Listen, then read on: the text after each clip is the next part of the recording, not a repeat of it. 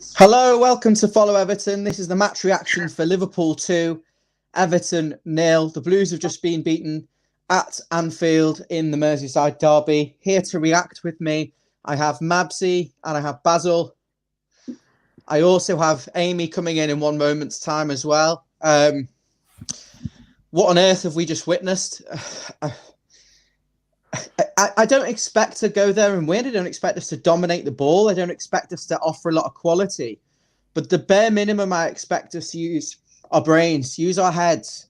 Where was that today? I mean, 2 goals that were very, very avoidable, basic football, and then hiding. I mean, we completely bottled the game. I'm going to go into great detail. I just want to briefly introduce David. Hi, David. Hello. We bottled it. As you said, we bottled that game. We just weren't in it from start to finish. I don't know why I watched it. I mean, I expected so much more. Do you want to bring everyone in and then?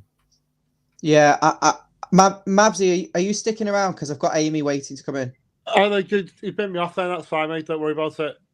Okay, are you listening still? Yeah. Okay, just stay in the background a sec. Let's go over to Amy. She's been watching it in the pub. Hi Amy. What's your assessment of that? Depressed, but to be expected. From the absolute get-go, I was watching us, and 6 minutes into the Arsenal game, I laughed to my cousin and I said, it's only 6 minutes in, but I think we're doing brilliantly here. But after 9 minutes this game, I said, we're nervous. We can tell how nervous we are. They're absolutely all over us. We're not getting anything out of this game, and it was just the exact same the whole way through. Like, it just seemed like we absolutely bottled it. The nerves got to us. And a lot of stupid personal errors as well as team errors led to them goals. That first goal on the counter-attack was just, you could see it was happening straight away. Like, I couldn't wrap my head around why we were playing so badly after what we did against Arsenal last week. We looked like a completely different team. Yeah. You talk about individual errors. It was creeping into like even Tarkowski's game. Cody was within himself. It was like he was scared of the occasion. Cody was hiding. Tarkowski was making errors. Pickford was all over the place for the goal. The midfield were completely absent throughout. I thought Onana, Doucouré and Garner were terrible. They were not winning any of the second balls. What we saw last week, No. I suppose last week I said the exact same thing. Like, they were all fighting to prove that they deserved that place in the starting 11. But why aren't you fighting that every week? What was that this week at all? We looked like we were still playing Lampard ball. It was madness. David, it did look like a Frank Lampard match, didn't it? Getting done on transition. This no was plan to score. This was one of my notes that I was going to say. Is that if you told me Lampard had managed that game, I would have believed you, because I don't know what I was watching. It was a Lampard game. I don't know who was in charge of that game. To be honest, I think Lampard would have gone with the back 5, and we wouldn't have been so isolated on the wing, where we just left them ounces of room to just run at us and put crosses in. Yeah. But I just don't know what that was today. What were the tactics? Because without a striker, it just shows you how pivotal Calvert-Lewin is. He doesn't get you many goals, especially when he's not fit. He's not sharp, but he can put in a shift and he can hold up the ball and be part of the team. And I think the team lacked belief because they knew they had nobody up front to actually do anything. Ellis Sims, he's just not ready for it, is he? We just don't have the options. We've been crying out for him to start, haven't we? Like, I'll hold my hands up. I was saying for weeks under Lampard, bring Ellis Sims back, not starting, but to start him in a derby game with so much pressure on him when he scored 7 in 17 for Sunderland. Yeah, and a lot of those goals. I know Dyche likes playing his younger players and that, but was now really the best time to do that? Doesn't look like it was anyway, from what I just witnessed. It springs to mind like throwing in Branthwaite for his first start at centre-back against Chelsea away. A big game, just throw him in, see how they get on. But, it's just a measure of where he really is up to. And it's a lot more of an important position, isn't it? Playing up front as a lone striker to your team. I thought he shows. There's so much to digest, and we'll do that tonight. We'll go into tactics. We'll assess that. Amy, you don't have to sit through all of that, of course. But there's so many things to say. But I think the overarching thing today for me was that didn't look like a Sean Dyche Everton. If that is a Sean Dyche Everton, I'm not impressed in the slightest. It can't have been. We were weak. Excuse me, not now, please. We were weak. Who's our guest speaker? Sit and watch. We were limp. We were weak. We didn't look motivated. We didn't look inspired. We didn't look like we had the passion. We didn't look like we had anything there to cause Liverpool problems. We to just turn didn't them look the like other we way. wanted to be there, did we at all? Like, we were just not really not the Everton I witnessed last week anyway. It was just no passion, no drive, no anything about us. But we didn't press the ball. So instead of pressing, it was like a half. It was like neither pressing, neither dropping off. So basically, Liverpool could get the ball in midfield very quickly, turn it, ping it out wide, and run it off fullbacks. Michaelenko exposed. Seamus Coleman was okay, but was missing for the second goal as well. And Liverpool had a clear plan. Win the ball back within 3 or 4 seconds of losing it, turning it over very quickly and getting it into their strikers and attacking us 1v1. Look, they're miles better than us on paper and in practice. There's no two ways about it. But I still expected us to use a brain. That first goal, Garner, he's a yard away from the Liverpool player. He could put a foot in, tackle him, bring him down, take the yellow card. We've got no pace anywhere on the pitch. No. I called at half-time for Ben Godfrey to come on and just bring a bit of pace into that back line so that when we do go forward, we got someone. But ultimately, we never looked like scoring. We could have played all night and not scored. The only player who had a little bit of quality about him and a little bit of ability was Damari Gray, and he can't find a place in this team because probably defensively he's not there. I also just briefly want to say hello to everyone watching. There's over 100 people watching live. There's dozens of comments coming in. Thank you so much. I can't keep up with them, but I will read the best ones out in due course and obviously interact with yourselves. So thank you so much. Where the hell do we start really with this? Well, I suppose you've got to break down how much of it was down to Everton's poor display and lack of aggression versus Liverpool deciding that for the once in a season game they would turn up against us, as they always do. You know, they've been in a rut of form and they decided they would start playing today. And, you know, it was like we just weren't alert to that. We just completely off the pace. But it felt to me like the pitch was bigger at Anfield than it was at Goodison last week. They had so much space and so much of the pitch out wide. We were nowhere near them. I don't know if that's a measure of just succumbing to the pressure of Anfield. I know a lot of people say like they rely on the fans and such, but you are professional football players. Like when you play away, what are we supposed to do? Lose every away game and only win at home when the fans are singing? Yeah. Like you've got to be able as a professional football player to do your literal job. And a lot of them didn't come out and do their job tonight. That's as far as I'm taking it. And I'm not blaming Dyche. She's only been in charge for 2 games. A lot of it boils down to those players not having enough passion, enough drive to, like you said, Ryan, getting, pushing forward and fighting for the ball in places where we could have done. And there was no press at all. There was no pressing whatsoever. There was no intensity from us. There was no drive. So we can excuse and accept a lack of quality. We understand there isn't the technical players in this team, and that is on the board and the people who've run the club into the ground and not giving us the tools to be competitive in this league. But what I don't accept is brainless performance of people. You know, the shape wasn't there, the understanding of where to be at the right time and how to stop the counterattacks. And where was that midfield? Where were they? We were talking about winning second balls. They were nowhere near. They'd all gone on holiday by the looks of things. Like, didn't have a clue against a Liverpool midfield who even Liverpool fans will admit, are aging.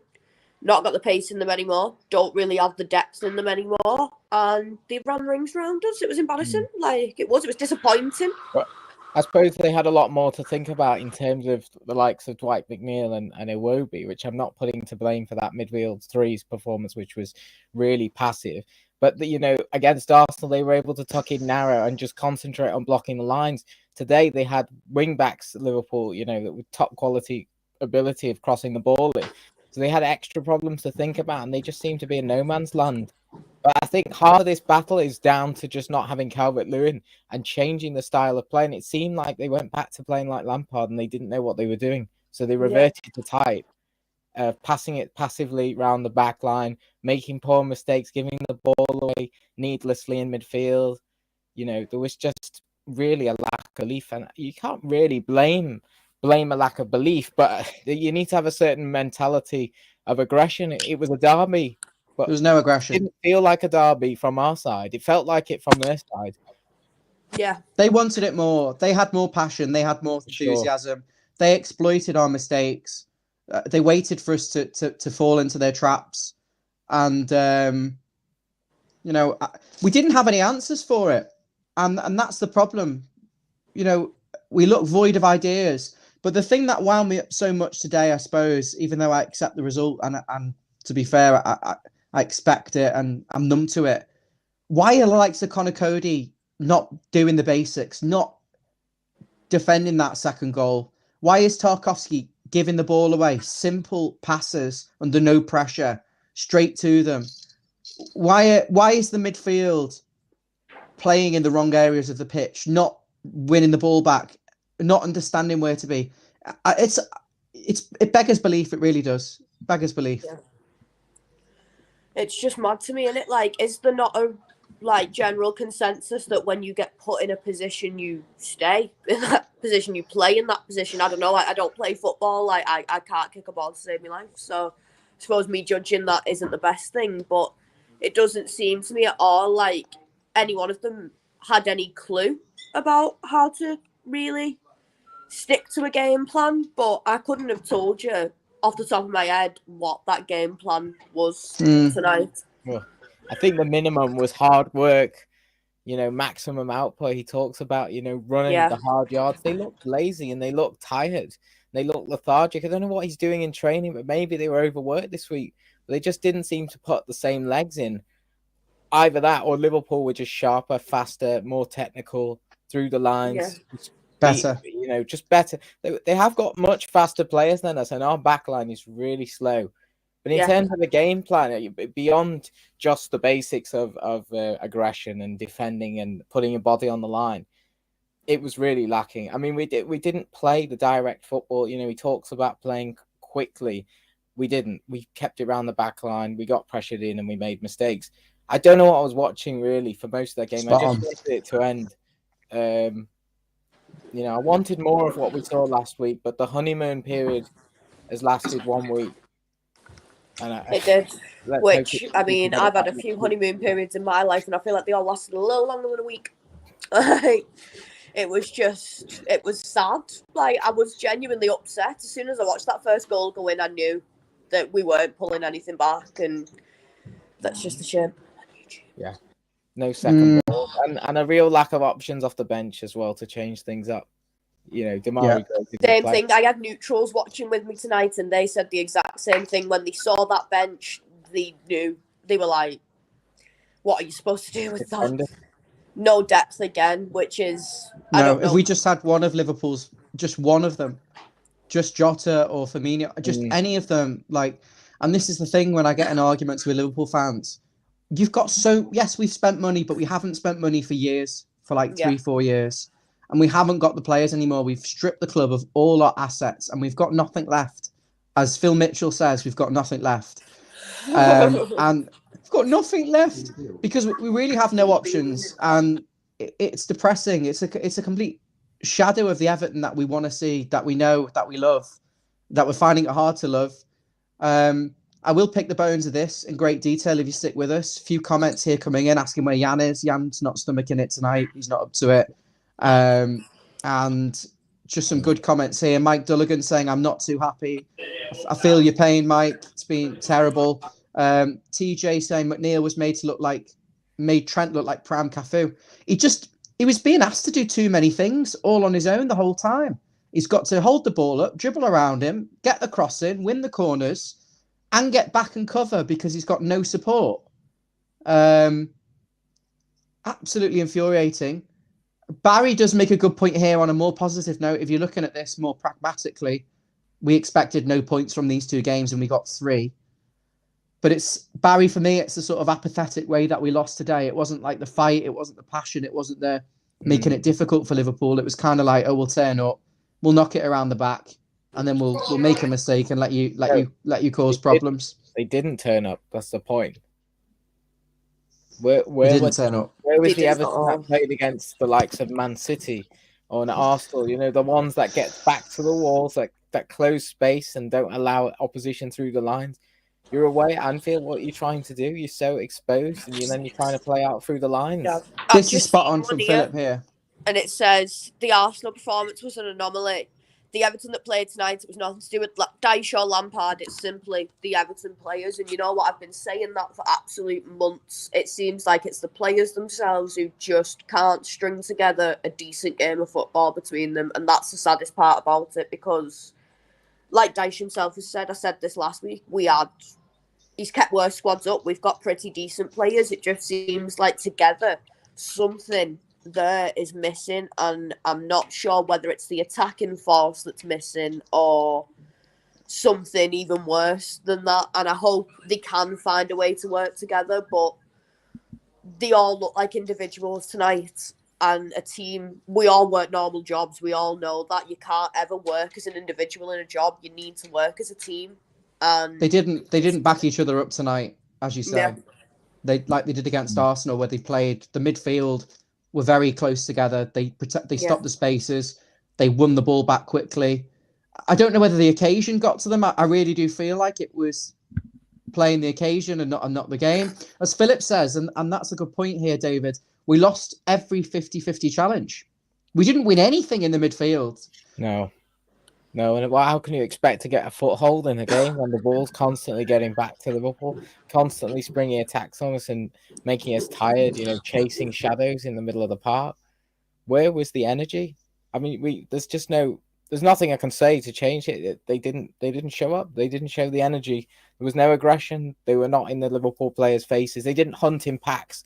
There were slight moments where you saw, I think right at the end, Gay goes in, they're hunting in packs of 3. It was too little, too late. But just little moments like that. But that should have been constant throughout the whole game. Don't let them settle. Don't let them tick. Put your foot in where it hurts. If Liverpool get through you, snap them down. Take a yellow card. They're brainless. But I can't help but think that it doesn't matter how well we would have defended, that we wouldn't have scored. As Mac has said, we've got nothing up front. We nearly scored from the corner, of course, that led to the first so goal. let's break this down. Okay, so just to give some structure to this, thank you again. Comments, be sure to like and subscribe if you're watching this back.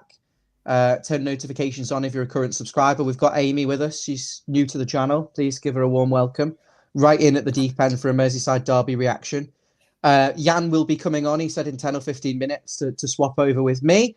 And I think there might be some rotation on the stream tonight just because people have got a lot to say. But let's start with the team news then. So Ellis Sims thrown in instead of Mopé. That was the choice we had, Mopé or Sims, you thought. I said Damari Gray offers a bit more. He holds the ball up because technically the ball sticks to him. He's got a better touch. He's got better movement. He's got more pace. I think defenders are more worried about Damari Gray than they would be Ellis Sims. But he went with Sims. And how did you feel, David, when you saw Sims was starting? Were you surprised? Not really, because it's part of the system that we Dyche wants to play. That's more of a direct system. And if you're playing that with Mopé for 70, 80 minutes, it's going to be a real struggle. But I think that's just typified how, the reports from Sunderland that said he's not very good at hold-up play and he needs a second striker around him. Yeah. It just proved it. We didn't get bodies in and around him. So anytime he did win a header, it was just going to fly back into Alisson or just land in the Liverpool midfield, just pick up all the second balls. You can only do so much. But you said that exactly. Ellis Sims, so it was quite clear very early, Amy, that Sims couldn't hold the ball up, or when he did win it, and he did win a few flick-ons early, no one was willing to gamble and get around him to build off him. Yeah. It was almost like, okay, we'll stick you up front. There's more movement in the monument.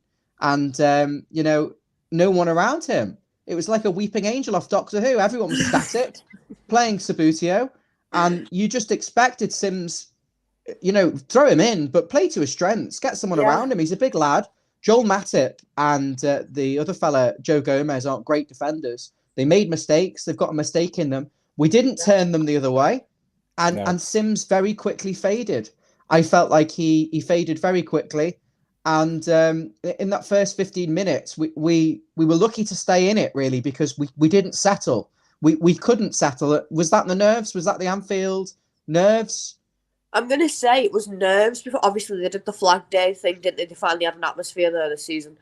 But it was nerves more than anything. But Sims is a child. He's a baby. Like, well, he's 22. But that's a baby to me. I'm old. Like, don't start. But, like, in terms of Premier League experience, he's a baby. He's never really played in big games before. And to throw him in, arguably, the biggest game we will play twice in a season. It's a Merseyside derby. They're huge. Like, I feel like he did need that support around him. He probably did need a second striker to work off, to work with him, to work to his strengths and such. But I feel like after he missed those first few chances, he did regress a bit. He did get a bit nervous and he wasn't too sure where his place really was. And to put him up there as a lone striker was, I'm going to say brave, was a very ambitious. Very brave. Yeah, ambitious.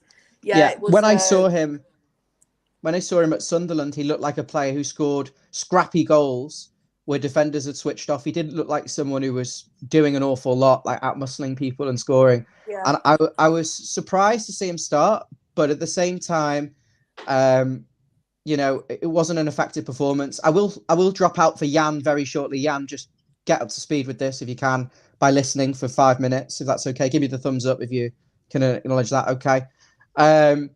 So first 15 minutes, we just didn't settle, but we always said that we wanted to just make sure we were still in the game at that point. And we huffed and puffed. We were clearly trying to play into Sims and try and wait for Liverpool to make a mistake. Not an awful lot happened. Liverpool, in fairness, dominated possession, but didn't actually create anything. And then there's the set piece, Everton's first opportunity. We wanted to play for the corners. Dwight McNeil down the left-hand side, trying to get around Trent Alexander-Arnold, clearly, evidently waiting for him to block the ball and to win the set piece. It was the second corner of the game, and it was to the back post. Alex Iwobi took it in swinging, lofted high, and James Tarkowski's there, stronger, more aggressive than anyone in that moment. And he's a fraction away from breaking the deadlock. It's off the post. It's so close. I actually got up to celebrate, because I thought it was heading into the net. And then that moment's gone. Dwight McNeil has it on the edge of the box. He needs to put his foot through it. But everyone is still in that first phase of play, in the same positions from where the corner was taken. Someone has got to react. Someone has got to anticipate that situation. If we had maybe a Ben Godfrey, he'd be on his bike running back probably. Liverpool have done this to us multiple times. Did Sean Dyche watch the tapes? Did the players watch the tapes of how Liverpool play? They haven't suddenly changed and turned into a bad team. They were always going to be up for it. They were always going to target this weakness.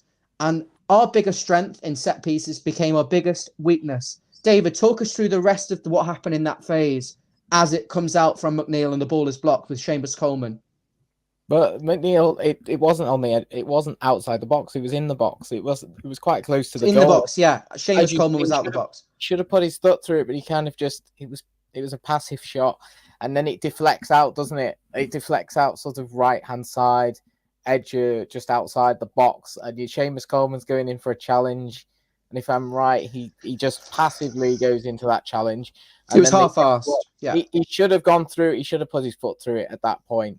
And I think Idrissa Gueye there, and he's chasing back at he couldn't get close enough to him. But you've got to question what happens then when Núñez gets down the line, and we know he's one of the fastest players in the league, and it would be tough for anyone to stop him. But what happens with the cross? Because Salah just taps it in with unopposed. Yeah. You've got no defenders back because you've got McNeil, the core, the snails really in comparison to the forward line of Liverpool. And you've got Pickford, who's completely in no man's land. I can't explain it. Only Pickford can explain why he stood where he stood, because it gives him no chance. He's so slow to react to it, and we've got a very slow 11. There's no two ways about it now. Everton have had some terribly slow teams, but this is one of the slowest teams I've ever seen of an Everton. where they have to go up and stay together as a unit, as 11 players. Yeah. They can't create any space. The minute the game opens up, you are vulnerable. And really, this little movement from Salah, and he's got blistering pace, and Núñez has got blistering pace. And in fairness, although they've moaned about them all season, these are top players that would walk into our team and many in Europe. Gana Gueye has the opportunity to just bring the Liverpool player down, to take the yellow card and move on. And really shouldn't have been put in that position, as you say. McNeil should put his foot through it, and there should be other players working their way back once that breaks down. But he doesn't, and it's 3-on-1, and you're thinking, fucking hell, this is literally like watching old Everton from 4 or 5 years ago at Anfield, where they fall into these stupid traps. And Mykolenko as well, Amy, he's the last defender here. He actually goes across towards the ball. He's kind of caught. Yeah. He really should stick into the middle, protect the goal. Pickford also rushing out. I mean, it was schoolboy stuff, and the commentators were fuming. It was like, I get it, like being a sweeper keeper is, it's worth it in some situations to get out there and get that ball early. But as a goalkeeper, surely you should be able to see that there is 3-on-1 there. If you are closer to your net, you have more likelihood of saving that goal. Like, correct me if I'm wrong, obviously, but how far out he was there gave all 3 of the players a chance to score that goal. If you're looking at those 3 players in front of you, what is the likelihood that it's going to Mohamed Salah? It's a pretty high likelihood. And I think he was let down by our defence there as well, though I'm not going to entirely put it on Pickford at all. His defenders should back him up, of course, they should. Like you said, I sat there, what was it, yesterday? And said Mykolenko was brilliant as a defensive fullback, and then he went and completely had a horror show. I'm going to swap out for Jan, but I'm going to wait here and just rotate, and then I'm going to come back in for David and Amy, etc. So I'm going to dip out in about 5. Unless you want to just stay for 5 more minutes and swap in for me again, Amy. I'll let Jan pick up on what I've just said. So we're going through the game, Jan, and we're up to the first goal. We've just discussed the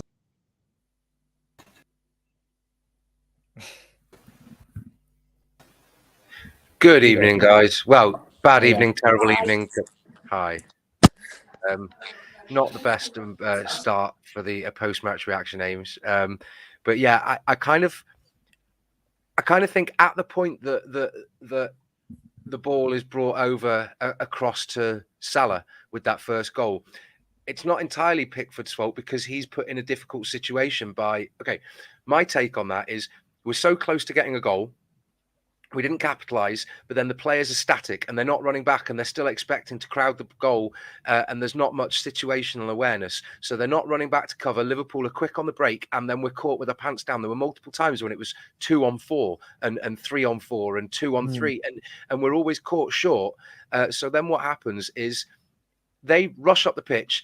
And for me, as you say, Pickford, if you're closer to your net, you're gonna have a better chance of saving it. But he's come out that far. Commit.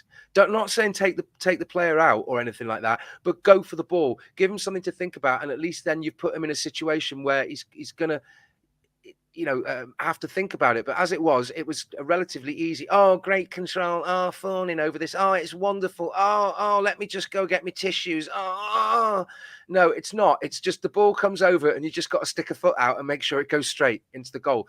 And at that point, okay, I thought we're still in it. But what happened from then onwards is we ended up being caught on the quick and Liverpool played their game. And what happened is we then resorted to, rather than playing the ball back, we still played quick, got 1-2s and going forward, but we sort of edged and reverted back more to the style of play we played under previously before the Arsenal game. We were playing it more towards the back rather than bringing the ball forward. And we weren't being decisive. We weren't being smart about how they were going to attack us as well. And I think that, it might have been damage limitation. You know what? I can't go through the game. I can't go point by point. It's just frustrating. Maybe we were expecting too much to change in a high intensity game. And somebody said it before that 3 points what is it? We got 3 points from the last 2 games, and it's something that we wouldn't have. There we go. Mark Buxton said, "Hey, relax. We wrote off 6 points 3 weeks ago. We still got 3. Still happy." I kind of said that in the group chat. It's a relatively, and I think there were a lot of players that might have been off the mark a little bit, and it could be because we asked too much of them last week, and they're not up to full resilience and fitness and reserves, and I just despairs. But on the plus side, they weren't getting any favourable decisions. There wasn't anything particularly dodgy, but it becomes so frustrating when you see repeated instances that got to us, that were, Salah can hold the ball up and hold anyone off in and around the box. But if it's anywhere on the pitch and he knows he's going to lose the ball, he collapses over it and decides that he's going to touch it and claim a free kick. And the ref just goes, yeah, okay, free kick. All the time. Sorry. No, I know you've got to have your rant because, you've just come on the stream and you've got all the different thoughts going around your head about the game. Yeah. Sims didn't offer what we needed him to offer. Like we sort of capitulated and didn't give we didn't close down as well as we did in the first 20 minutes, even with less possession. I don't know if you guys think this. Well, Mabs seems to think spot on. But yeah, I don't know if you agree with this, but we sat back and we didn't commit to the game plan that we had in the first 20-25 minutes, and we didn't keep them under pressure. And even at times there were moments throughout the match when I thought, oh God, actually, until it was the last 5 or 10 minutes, I thought we're getting weaker and weaker, but there's still signs that there's a game plan which the players then weren't mindful of and just stepped back from it. Yeah. For me, it was like the game plan went out the window a bit. Like you said, we reverted to type after we conceded that first goal, started kind of passively passing it around the back line and just praying something would happen rather than instigating it. I don't know whether the players lost belief in the system, and we didn't really see much of an improvement in the second half. No. And once that second goal goes in, I mean, you feel like it's game over, don't you? Because we've barely scored 1 goal in a game in each game, never mind 2 or 3. Everton in the dock seems to say, sorry, Jan, that 3-point malarkey is lame. In response to how we're playing, yeah, it's what I'm saying, but I'm trying to find a silver lining. And, I'm just trying. I mean, God, I think we all know that we find hope absurdly in the face of complete fecklessness. I think one of the reasons where we come on and we're angry and all that, obviously it's a derby and we don't want to lose it, but we've just seen that performance against Arsenal and we just expect that to be the performance, especially in a derby, that level of intensity, that level of aggression. And we just, it just beggars belief, doesn't it? Why have we gone back to being passive and being confused? And it's frustrating as well. It's the little things that we don't sometimes seem to have the nous, that we're not switched on enough to, as you say, to the other teams do all the time, the tactical foul. Like even Carragher was saying it as a red. Oh, I was an Evertonian. Bullshit. You spend your entire career at one club, you end up becoming that fan. So, we didn't just be normal, please. The tactical nous thing to take a man out or to push him out or something like that. But also, Hi, my phone died. That's all right. I've chatted absolute wham, and apparently people were asking for me. So I don't know whether they're asking me to go outside because I was chatting complete nonsense before, and they want to sort of, yeah. But maybe they want to hear your thoughts. Say in the pre. We want Jonathan. Said we want Jonathan. I don't know what you said in the I refuse to drink alcohol on stream, but I am still in the pub, so I'm going to keep dipping out. I'm glad somebody wants me. Always. Oh, it was so sad, wasn't it? It was just a really sad night, and it's a shame on us. Poor Toffees. But I don't know where we're up to. So if someone wants to recap it, that would be fine. We have not gone past the goal still. We were just talking about how Everton reverted to their old passive ways of playing football after they conceded. They just about made it through to half time, didn't they? And then you come out second half. I guess you were both thinking, we can't play much worse. We've got to come out with some sort of intensity there. But it just continued. The same game plan continued up until the goal, which was quite early, wasn't it? Do you think we should have brought Mopé on instead of leaving Sims at second half, or at least 5 minutes in, to have fresh legs to continue what he'd started to do, and just to continue to press and push and harass them? I don't know. I think we need. I can see why he had the big man on, but we didn't get men around Sims, so it's hard to level all the blame at him when he can't flick it down to anyone. Nobody was running in behind. Nobody willing to make forward runs because they spend half the time chasing back, defending, so they're exhausted. I think there's multiple issues, but what can Mopé offer? I mean, I think Damari Gray has got pace. We could have exploited Liverpool on the turn. Their notoriously weakness is in behind, the fact they play the high line.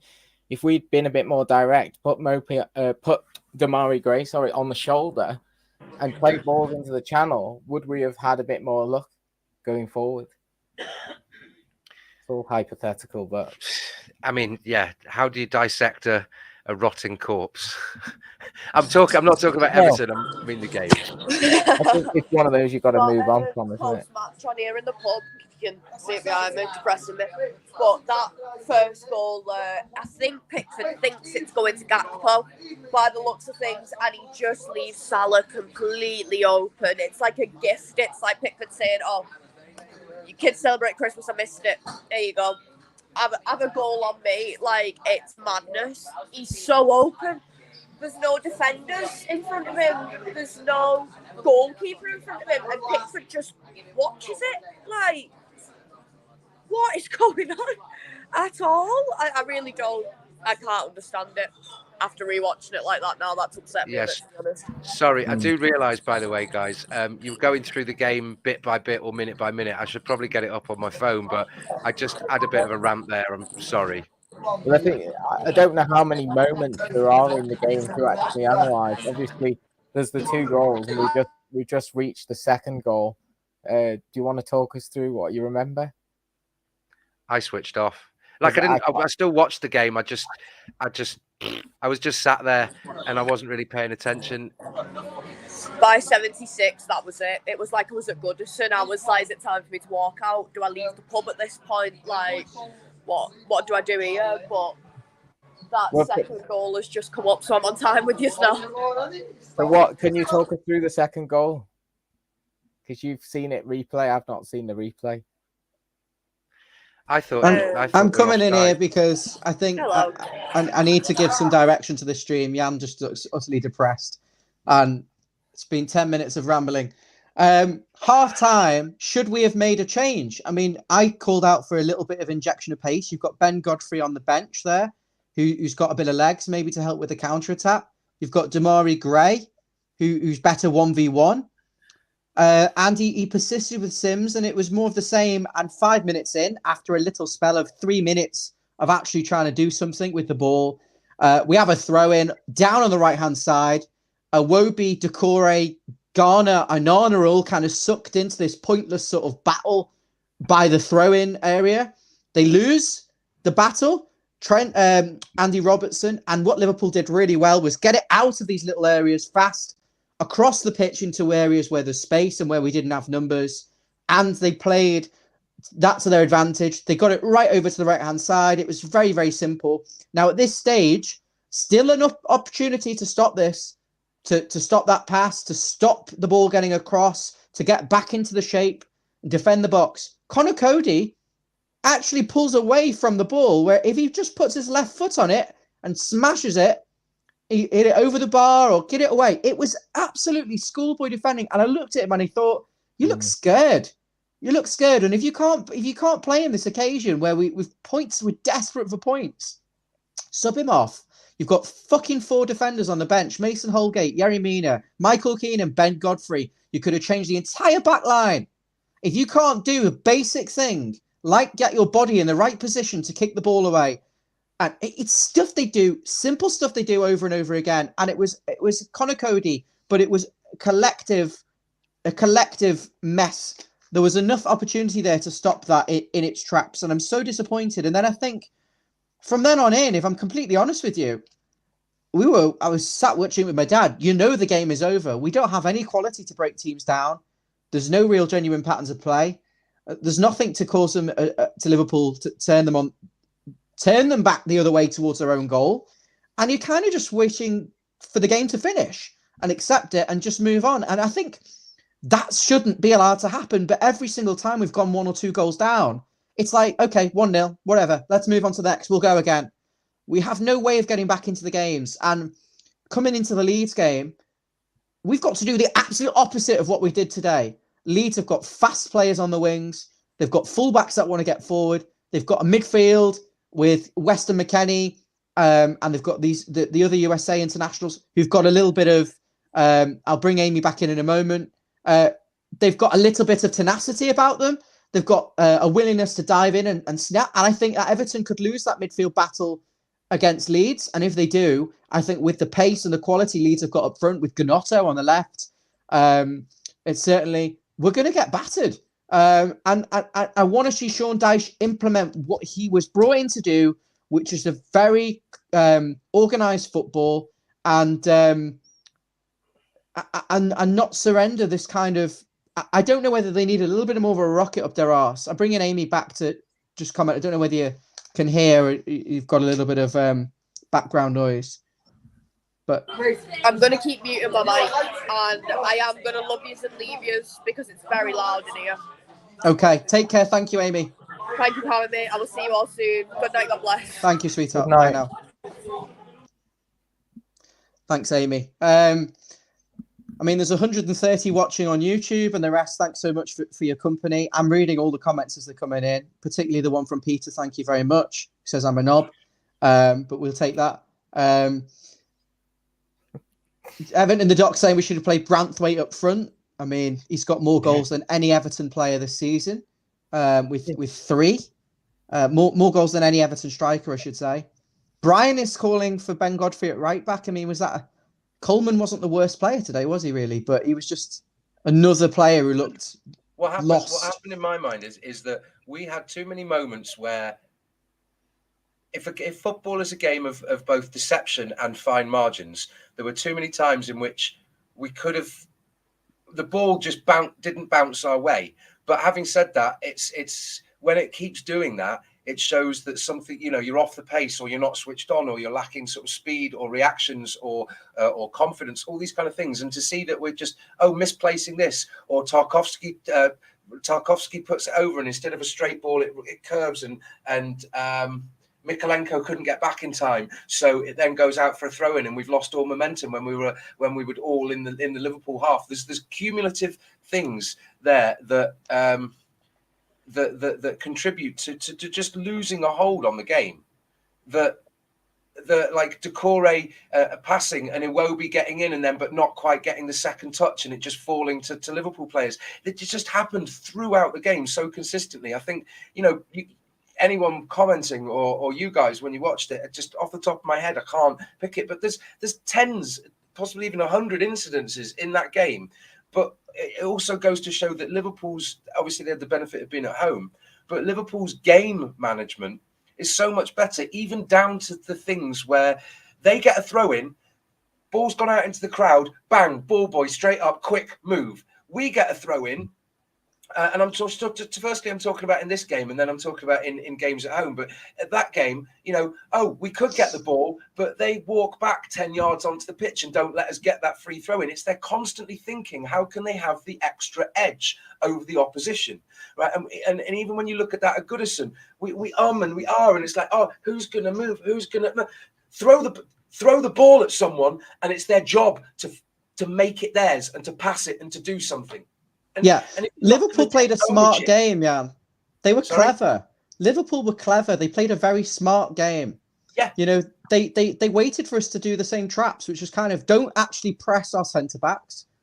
Allow them to pass it side to side, wait for a miscontrol or a miss, and then just snap it and win it back. And, you know, on another day, I woke, unfortunately, I had a nightmare last night. I woke up about 4 a.m.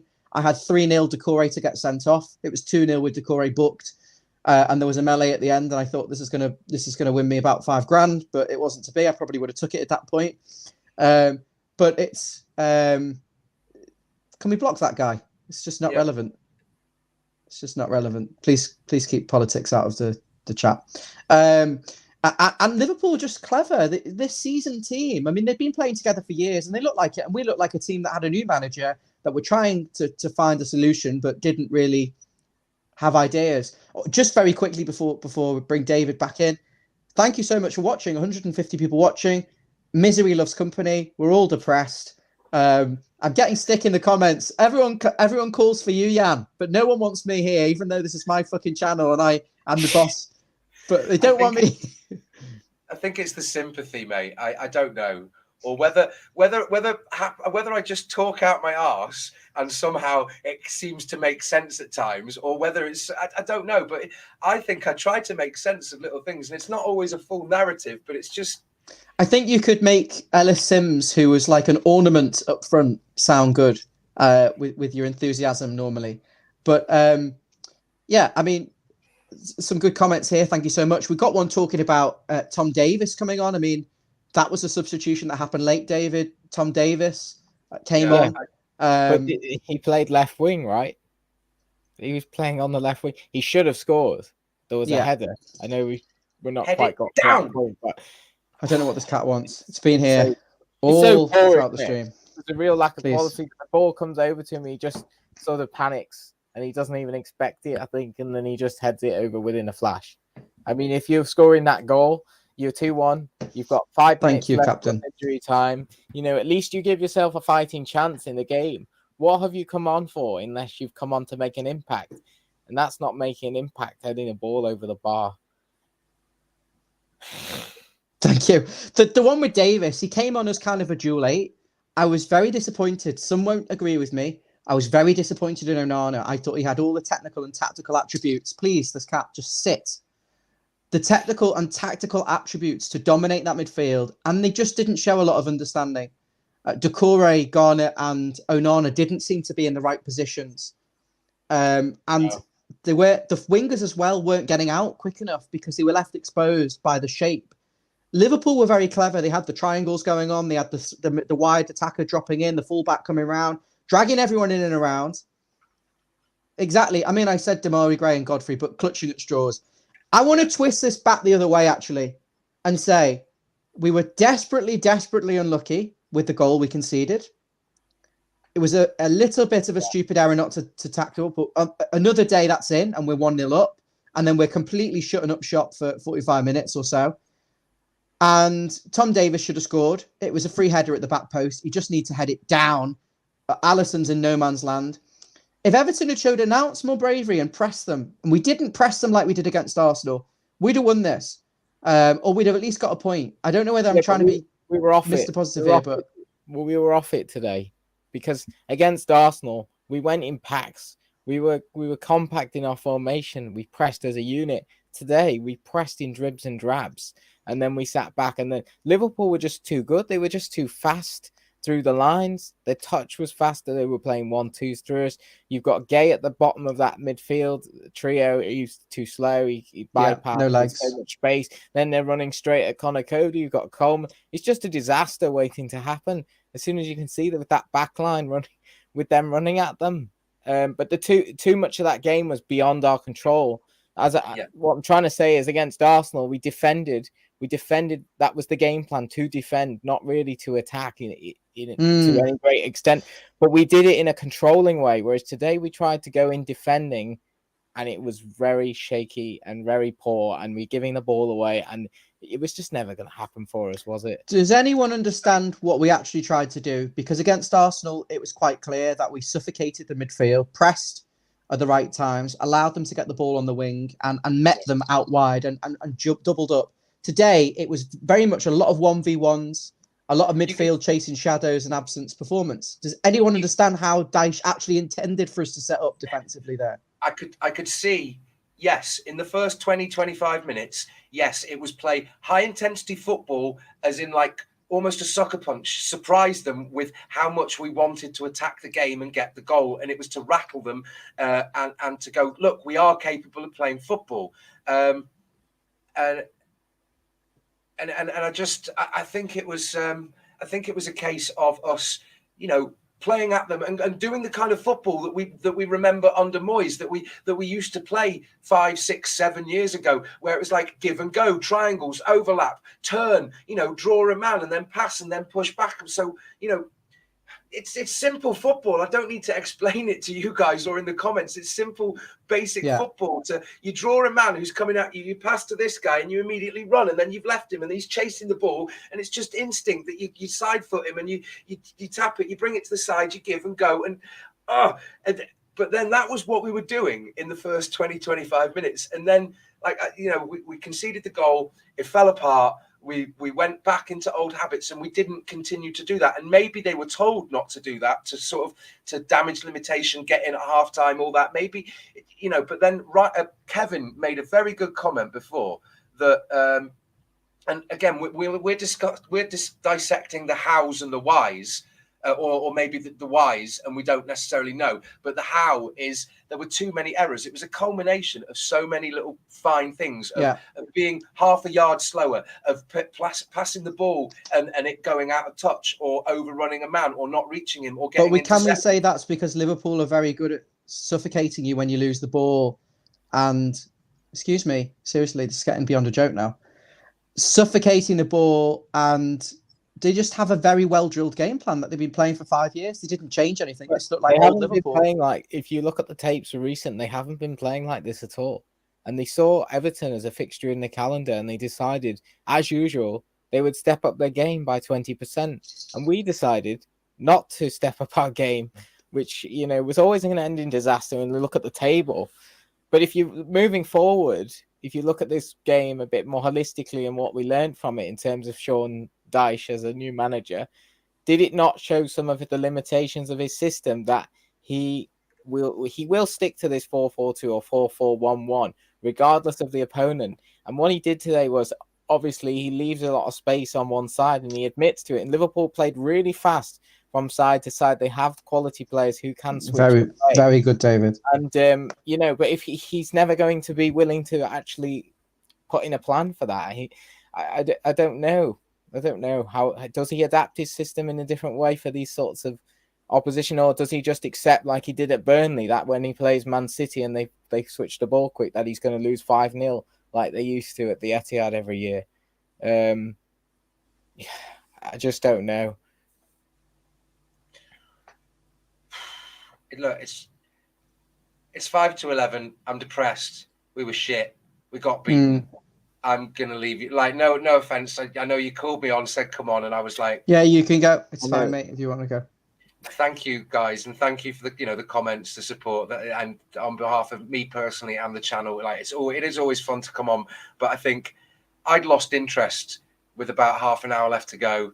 I can't really add much more. I've had my rant, and I'm just gonna go and sit and be depressed that we couldn't even win a derby for my dad.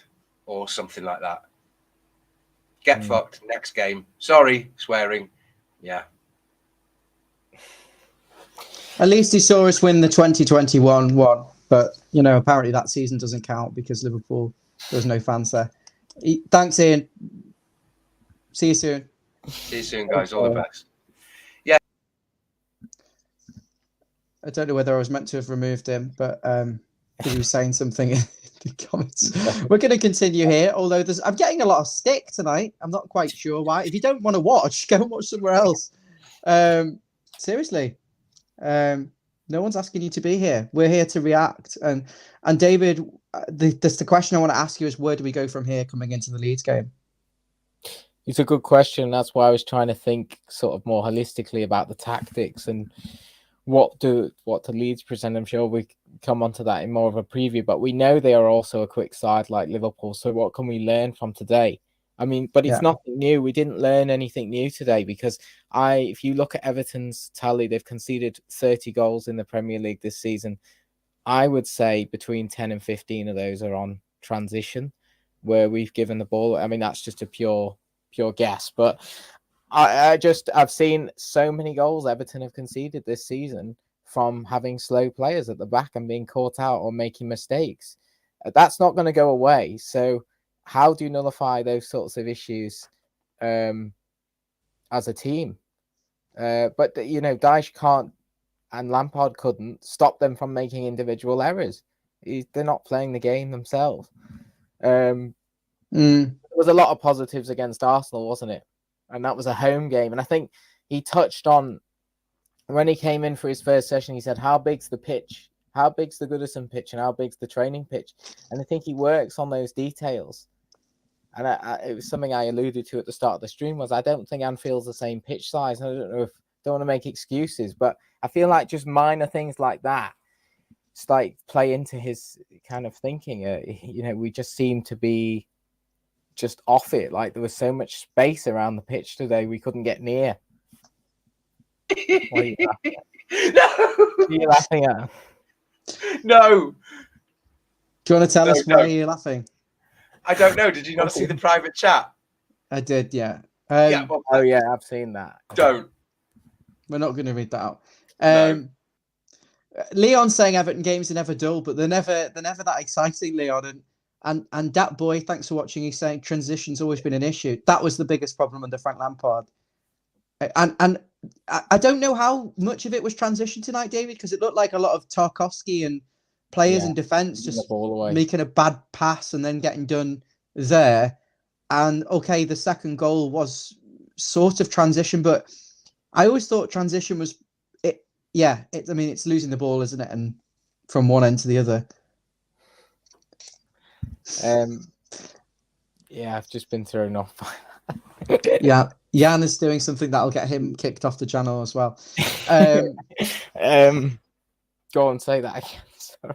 No, we'll move on. Jonathan Roskin is saying at the end of the day, it's an annoying result, especially after hitting the post. But at Anfield is the points we are in need of. Is there anything more Everton than hitting the post, not scoring at Anfield, and then conceding from our own corner? It is literally Everton epitomised. It goes right into the scrapbook of Anfield or Derby moments of crap that Everton gets served up. He doesn't want to actually go. He likes the company. I don't know what camera you're using, Jan, because you're looking a bit fuzzy tonight. I don't know whether you're using the stream cam, the Logitech stream cam. No, I am. I am using that wonderful, amazing autofocus camera. I think it doesn't like when I've got a green screen. Okay, turn the green screen off. Okay. Because we can't, there's no benefit of it anyway right now. You have to have a lot of light on the green screen. I've told him that. Yeah, it's not clear. The question you were asking was, did the transition goals hurt us tonight? But the fact of the matter is, giving the ball away it becomes a transition goal, does it not? The set piece and the second phase became transition. 1-0 down, tough ask. Second goal gave the ball away. Weren't fast enough to them. They played through us too quick. Cody should have stopped that goal. But is what you're saying, we don't concede any goals when we're in shape? We don't tend to concede goals when we get man behind the ball and play as a unit. I do think you need a bit more light, perhaps, or you're. I don't know whether it's your internet. Are you definitely using the stream cam? I've only got the one camera plugged in, mate.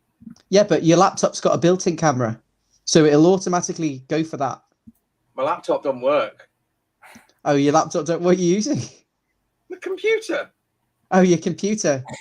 Has that not got a built-in camera? No, I built it myself. I believe you. It's got a built-in camera.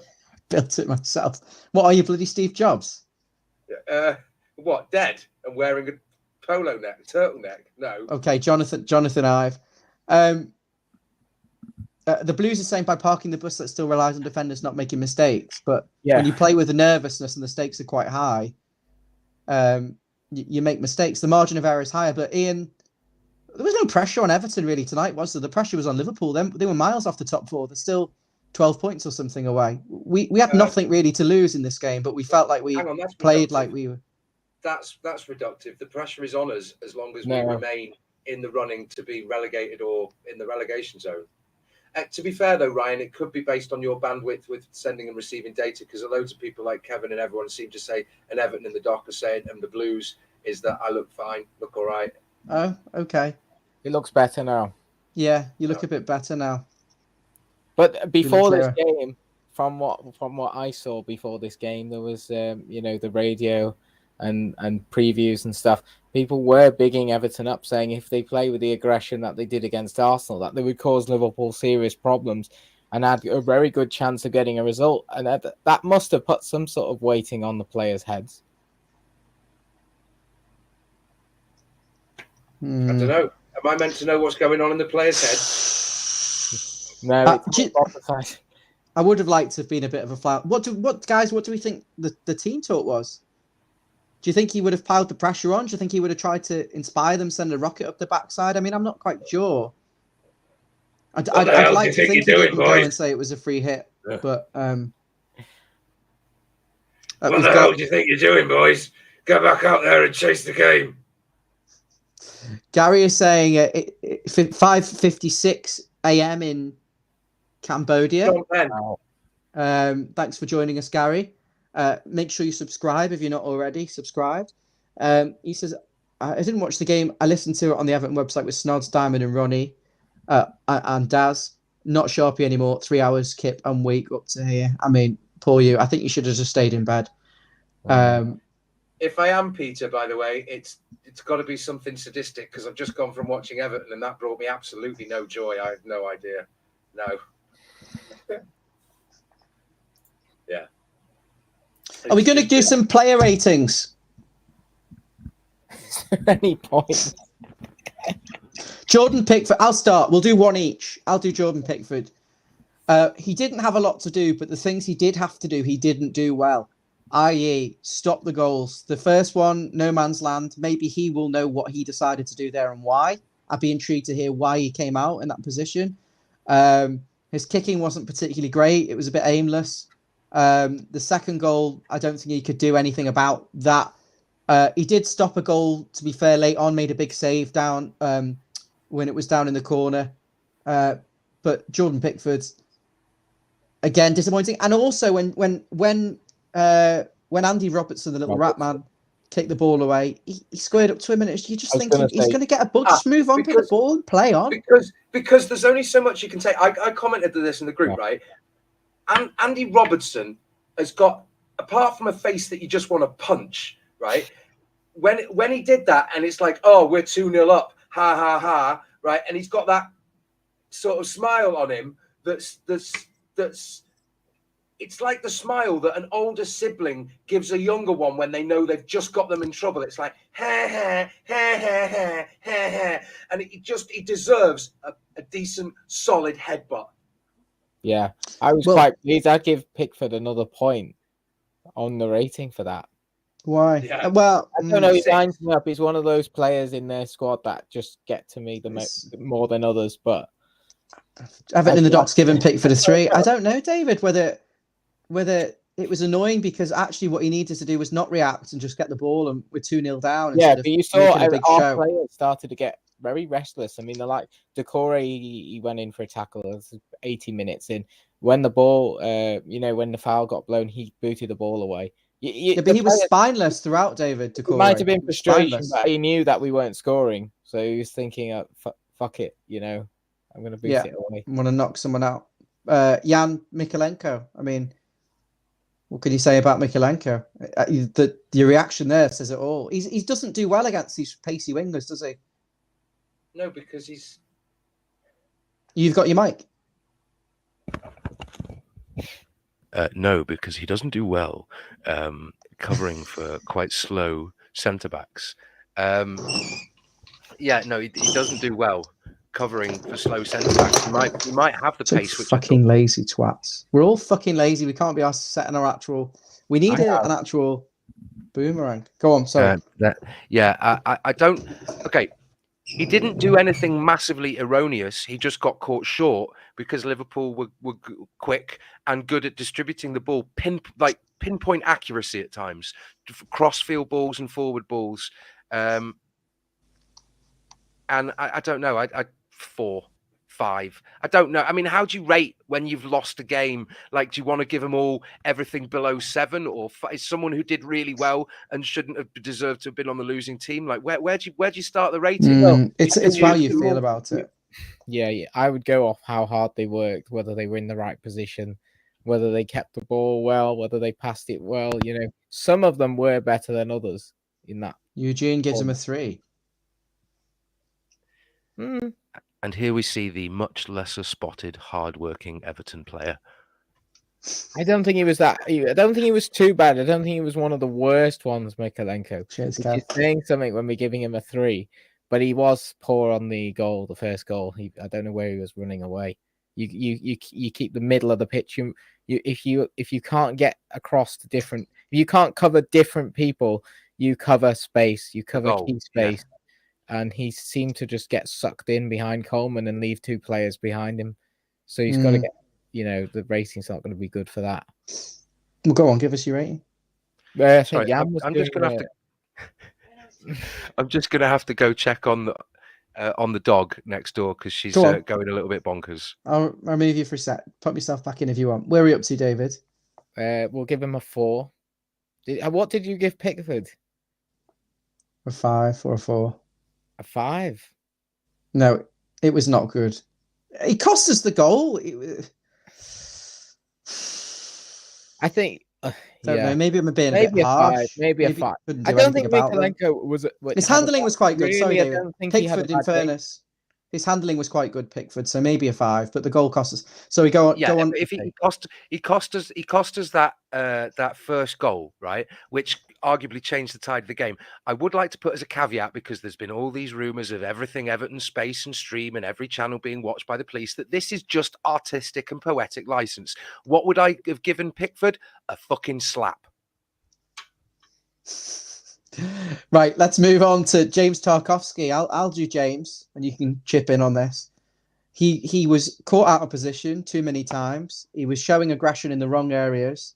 He was chasing shadows. He was making mistakes. He was getting caught out, and he gave the ball away too much. I thought it was one of his worst performances, but actually he nearly scored at the other end. So it's like, but I think his job is to defend, and I think he wasn't helped by the players. I didn't think the players down that left-hand side, the kind of the triangle in front of Onana, McNeil, and McNeil was okay, but Mykolenko, I didn't think they were all communicating that well with each other. David, what would you say? No, I think you've just got. Yeah, I think you've covered it on Tarkowski. That was basically it. He put in a few covering tackles, didn't he? Very cute. But he was isolated at times in that back line, chasing back in transition and trying to do his best. It wasn't his best game for sure. He nearly scored. If he'd scored, we would be giving him a much different rating. But we'd probably give him a. If you're giving Pickford a 5 and you're giving Mykolenko a 5, he's probably going to get similar. 4, 5. Okay, all bring it down a bit, because I don't think anyone deserves. Yeah, I think these are. Yeah. I think these are quite high. I'd start with 4 as the benchmark for a decent, for a bit of effort. A bit of effort was a 4. If they gave the stream, if they gave the ball away, we'll change the metric. If they gave the ball away a lot and they weren't in position, they get a 3. If they cost a goal or they were just absolutely dog shite, they're a 2 or a 1. And if they ran around a bit, they get a 3 or a 4. To be fair, hang on a second. Guys, I think Mark Spurrier has pretty much like summed up the players that let us down and the players that actually put in a bit of a shift.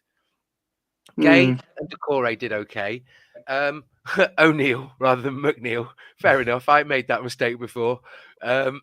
Coleman didn't do so bad, and I think you can't expect a player to run faster than he's physically capable of running. But someone like Onana must have a bit of pace. I mean, look at how athletic he is. You saw him jogging around the pitch. He got hooked. Let's come to that. Thank you so much, Mark. Really, really appreciate that. Yeah. We're at Seamus Coleman. Can you give such high ratings to the midfield when they were passive and dominated? I personally wouldn't have given as high as Mark's done, but but as a general indication, yeah, Mark's a much valued member. So thank you so much, Mark. Dave, Coleman then, I mean, he started okay. He had a very difficult afternoon against Darwin Núñez, who looks like he's very raw, isn't he, Núñez? He's got pace and strength. You almost feel like it will click for him at some point. Yeah, he didn't do too bad generally, Coleman, against him. But with his game now and intelligence and experience at 33 or whatever, he should have been put a foot in on that first goal. He should have brought him down. He should have stopped him.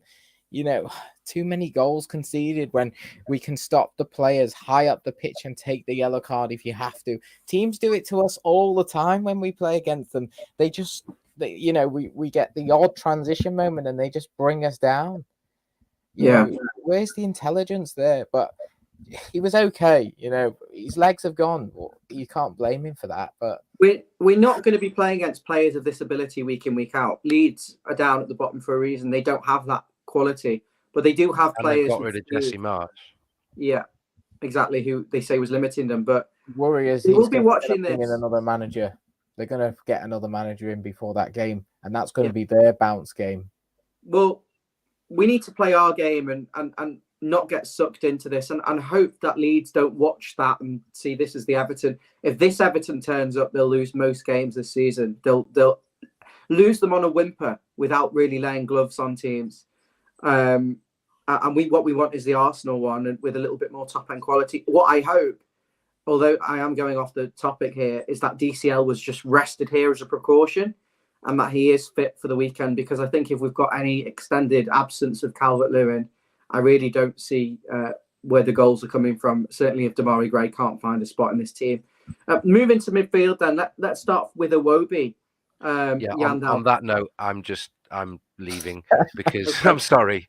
Because midfield, as some people were saying, they were playing the ball over midfield, which is when they've got possession. But when we had midfield, it was disconnected it wasn't disconnected. They were trying to do link-up play, but we were always caught a little bit short. They weren't getting stuck in and crowding the man for the second ball. Like the number of times that Everton player would be pressed by a Liverpool player, he'd sort of go to ground or get embroiled in a physical scuffle, but the other the second Liverpool player would manage to walk away with the ball. We weren't cohesive. We were overplaying or underplaying passes that weren't linked up. Like there were times when Sims could have fed a ball in through, and it was his inexperience. But these are just examples, and he didn't, and it sort of overhit it or mishit it. It was just a multiple.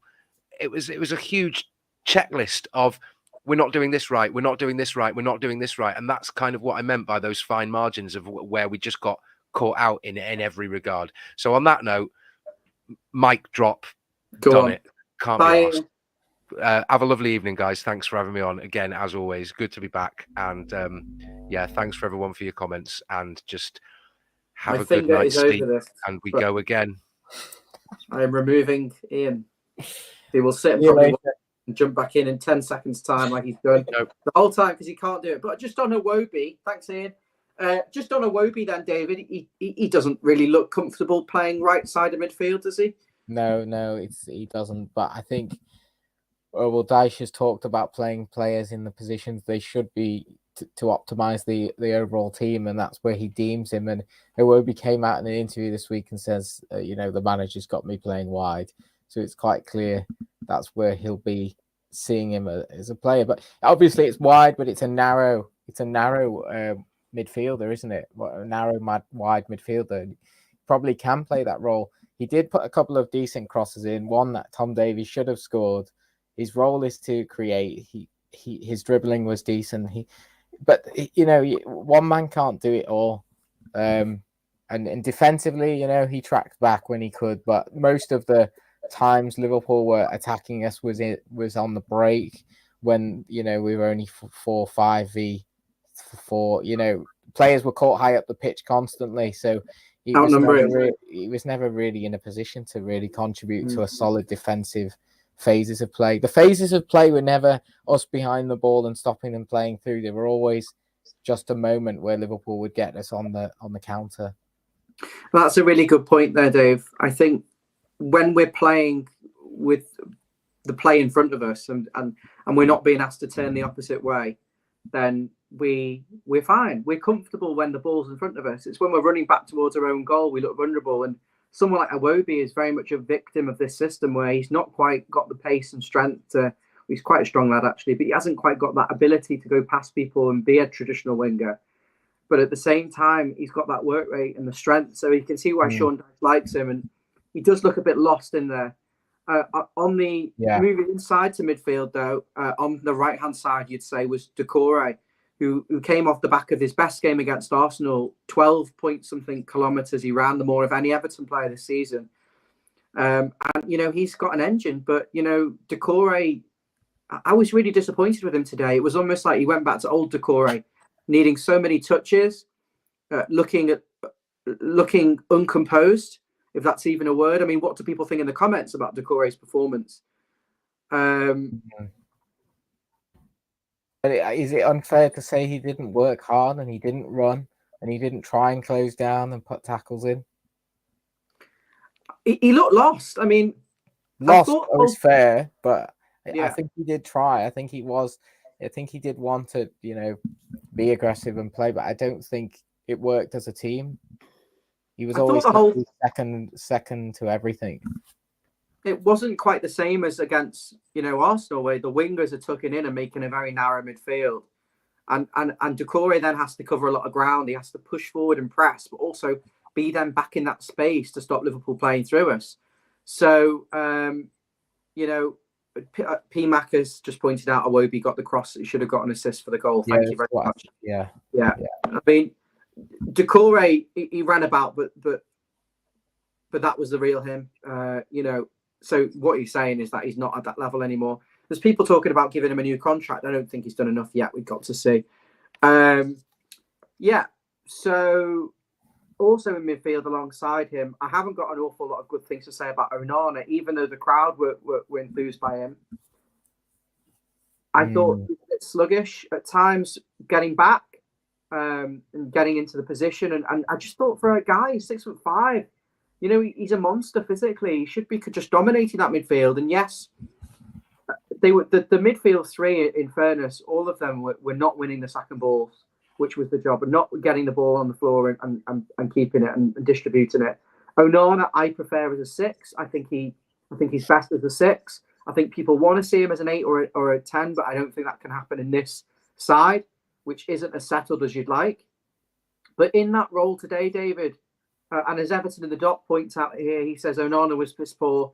I think there's people who'll say actually he was the best player for Everton, but can you give us your thoughts? I think because there was moments where you'd see the ball go into him and he'd control it and he'd flick it, but very often he would flick it over his shoulder or he'd pass it in and it would go straight to Liverpool players. I think he just wasn't really aware of how that intensity of the game was going to be. Exactly. So Dave, TJ said Onana was good. Yeah, there was flashes of moments in the first half, but I think he became sort of anonymous when it got into the second half, and that's why he was taken off. But I kind of agree with what you were saying there. I was thinking the same thing, that I would have preferred Onana to play in the 6, but I also want him to play in the 8. So I'm almost like a clone because he's a good player. But I felt like we could have done with his physicality in that deep lying defensive position to cover that space in front of the centre back. But I also wanted his physicality near Sims so he could win second balls, but he didn't either today. So it's difficult to really, to say he was contributing. Kevin's saying the players gave in. They threw the towel in. Thanks, Kevin. You watch all our streams. Much appreciated. I think Kevin would be someone who'd be good for a comment moderator, just because I think we need someone who's really on top of all the comments while we're doing these streams, someone who watches most of our and can just like block idiots. But most people, 99% of people are wonderful, who really appreciate you coming on. Can I ask everyone, there's still 90 people watching, an hour and 20 minutes into the stream. We love your loyalty. You've been with us. The channel's nearly 2 years old. Actually, on the 15th of February, me and David started this channel in the same spot we are now. Look, it's not going to be the most slick and professional. We're a group of people that come on. It's all about the social interaction with you guys and with each other, and we love that. Placed event. And if you're new here and you're watching back, welcome to Follow Everton. Hit the like button. The result was shite, but like the video. It helps us with the algorithm. We want to get more views. We want be able to do more things on here. And please subscribe if you like the content. We've got a great cast of people here, such as Yandalf and Amy, who's now going to be occasionally coming on, and she's wonderful. And she's not just been brought in because she's a girl. She's actually extremely intelligent and knows her stuff about football. But it is a bonus that we can have a wide demographic of people on here. And we are looking, and we're currently interviewing people. Jan's in charge of that. So we can build up a little bit of a roster of people who can come on and support the core group. So we're working our way through that. You're going to see more faces today. You saw Jack today. There's going to be plenty of people lined up to give different opinions, and we love it. So make sure you subscribe and share. Mark saying the channel helps him through the bad times as well as the good. I appreciate Mark, and also misery loves company. And, you know, if me and David weren't sat here now talking about the player 80s, we'd probably be scrolling through Twitter or something, or sat watching the fucking highlights and ruminating it. So we're doing it here. We're going to vent, and then we can all disconnect from it after this and focus on maybe just a week of no stress. But Dave, I can't let you go with finishing these player ratings. I don't care how long the stream's going. If you want to go, that's fine. But yes, Gary, you can check what Everton, Rose and Astro have got to say. They're great channels. Make sure you do that after we finish, or go and come back, whatever you want to do, and watch us back. But Garnegay didn't play well for me for 70 minutes. And I thought suddenly he got into the game a little bit. He tried to get involved. But he's such a good player. He played for PSG. His job at PSG was to play with it for a team that had all the ball. But when it broke down, his job was to stop the counterattacks and to stop the transition. And he didn't do it for me. And I'm shocked by it, really, David. Yeah, his job is to sit in there, and it's to sort of analyse the game. And when he sees moments where the team are about to lose the ball or there's a break on, he should be nipping in there and winning that ball, reading the play. You know, and he does to an extent, but it just doesn't seem as sharp as he did when he played for us years ago, which you can't blame him. He's quite a few years older. But I don't think he had a great performance today. I don't. But it was a combined effort between the midfielders, I feel like, was the downfall of that, of losing the midfield battle, of not supporting the striker on second balls and winning second balls. It was a combined effort. You can't blame one or the other of those. They didn't do enough defensively, and they didn't do enough to support whoever was playing up front. No. They didn't create anything. I mean, none of them have got a creative bone in their body. But you still expect Garner to do the basics, what he's in there to do, David. To pick it up and give it to somebody who's got more talent, more ability going forward. But how many of those players do you have? Because Decore is the same. He can only control it and pass it off.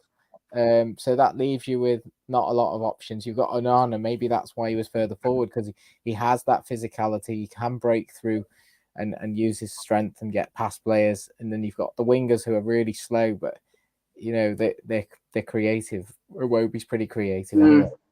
Some of them are, you know, redundant. You know, in a way, if Garner's not winning the ball back, David, he's not useful. You know, he's not productive, and you wonder whether someone else comes in at that point. James Garner. Yeah, he's back in full training. So, you know, if Garner's not winning the ball back, then for me, he doesn't need to be on the pitch. Does James Garner have the creativity? I mean, are we pinning a little bit of hopes on him maybe to do it? And Mark is asking about Isco. I mean, we can get through all comments now, by the way. If you want to put comments in, they're going to get read out because the stream is not as fast paced and there's only two of us. And there might be one when David goes. I'm gonna stay on. Isco, I mean, I don't know whether he fits in the Sean Dyche formation. I don't know where he play. Could he play as one of the 2-8s? But I think at this stage, Mark, I probably would take a risk. I think we have to try something. Would you have Rondon? No, I wouldn't have Rondon. I mean, he would have held the ball up today, though. He would have made the ball back. But we look like Boreham Wood when they came to Goodison. You know, we look like someone just trying to have something to happen. Performances like he wasn't amazing, but we play away at United last season. We won. It was 1-1, but you know he gave us a little bit of just something, a body up front who can flick things on. You know, it really does lack when you don't have Calvert-Lewin there. Yeah, we miss Calvert-Lewin so bad. The thing that concerns me really, though, just looking at some more comments, Dave, we've got 4 central defenders on the bench. And the two we had are the slowest and the weakest of the four. Sorry, maybe not completely accurate, but Ben Godfrey, at least he's got some pace when you've got to try and chase the game and need someone who can get back. Although he's not a great defender, really, he really isn't. But Liverpool don't get the ball into the box high and, you know, play with a target man in that number 9 area. Well, they certainly didn't today. Nunes was on the left wing. We saw Frank Lampard go with Holgate and Godfrey as the centre-backs and actually go for his most mobile defenders, his most tenacious defenders in that regard. And Dyche didn't do that today. And I felt like the a bit too one-dimensional, Conor Cody and Tarkowski. I know I'm going off topic, but they're not really good defending 1v1 and they haven't got the legs. And the whole kind of their strength is they're very good at blocking the ball and stuff, but they're restricting everything else that we do because, you know, they're not allowing us to play the high line. But he's not going to change it. I don't see anything getting in the team. He trusted them, doesn't he? He trusted them today, and I think they let him down. Particularly like Cody, you know, he's a leader, he's vocal, he's got experience. But, you know, as you said, it's like he was bricky. I don't There's not a red bone in his body now, by the way. I can assure you, he's fully blue. But you know, he was sleeping for that goal. Peter saying shite on telly this time. Yeah. Great to see. Great entertaining. Thanks, Peter. Make sure you hit the thumbs up. Kevin's telling him to put DVD on. You can all watch a DVD later. I mean, look, this is every stream we do is recorded, so you can come back. We still got 100 watching. If you're new here, please subscribe. Turn the notifications on. You'll know that we do most of our streams very impromptu, and it's not as planned as we can be, purely because, look, this isn't a job. We're not making any money from this. It's very much casual. We do the streams on a kind of an ad hoc basis, but we always have a preview and a match reaction. Just for a guide, previews are normally going to be on the day of the press conference. Ideally, the Thursday we can, because we know Friday isn't a great time for people, but it could be a Friday. And obviously the match reactions are after the game. Just before we move on to Dwight McNeil, the lineup this season so far, by the way, Dan isn't with us anymore, but we have Jeff, myself, Basil, who's here, of course, with me, Stevie, John and Mabsy, and Amy is now representing the female Everton fan base, and we're bringing in some new people. So yeah. And Jan, of course. And we did have Jack today for the preview, so we're going to speak with him and see how much he enjoyed it and what the feedback is. Let us know what you thought of the show. McNeil and David, he's got an impossible task, hasn't he? He's got to cover, he's got to get forward, he's got to create. I felt sorry for him. If you're watching it, I'd say, you know, I really do feel sorry for you because you've got too much to do. You've got to do too many things and, you know, you're not getting any help. Yeah, he worked hard today. I felt like he did. And he was trying to close down. He was trying to get his foot in. But, you know, he was limited where he was going to go when he picks up the ball. I felt like he was best when he just got the ball out of his feet and he whipped a cross in. And at least if the cross didn't go in, we'd win a corner off it because he would deflect off a defender. When he actually tried to beat Alexander-Arnold on a 1v1, like go past him and then cross it, you just get tackled because, you know, you just read it. He's not a quick player, but he does have a good left foot and he can cross. So you've got to use that to your strength. But then obviously you take Sims off. So where's your target man? I know. The game changes so much depending on the personnel who you've got in that forward line. The tactical setup has to change. You can't play the same with Mopey and Damari Gray as you would with Calvert-Lewin. And even Sims, I feel like he's not the same sort of player either. So, you know, those around him are going to be affected, particularly the likes of McNeil, who relies on simplifying his game and putting in crosses to target men. That's what he's been sort of trained to do at Burnley for many years as a kid. You know, when he was under Lampard, he was just let loose. I don't think he was given any instructions. He just looked like a headless chicken and he was just driving into nowhere. I think he's just best to simplify his game. At least. Can I ask you something then, David? I mean, this is not quite on what you're talking about, but my mind's wandering here. And the Blues is talking about Damari Gray. What about Iwobi as the 10? In that 3 in the midfield? Although he doesn't defend as well as maybe Decore, but Garner's not having a good time. What about getting Iwobi in that midfield and getting Damari Gray on the wing? And yeah, but he's got 4 attacking players there. We released more exposed. we released Rondon and we sold Gordon, so we're too light in the forward line. And I originally, when Dyche came in, my prediction was the 4-4-1-1, which is pretty much what he's playing, but with Iwobi in that Onana role. But he's obviously decided with not having enough wingers and not trusting Demarai Gray in that wide position, that Iwobi's going to be the disciplined man. He's got the engine to play that. It's a very tough role in the Dyche setup, that left midfield, right midfield, because you've got so much work, as you alluded to, with McNeil today. I think when Townsend comes in, you might see that. But will he rely on Townsend? I feel like he will like him as a player. And you could see Iwobi move into that central position. I don't know whether Iwobi's been on a bit of a bad run in the last 10 games or so. I mean, I think he's been poor since probably October. Or is that a bit harsh? Yeah, he had a fine start of the season, didn't he? He played for a few months. He got 6 assists. He was racking it up. And, the contract talks were on the table. I don't know whether that's impacted things, but I think he played better from the left of a midfield 3 when he could thread passes through with his right foot, through balls, and spread and open his body up and play into the pitch rather than being always on the right-hand side, only one-dimensional right foot and travelling into traffic.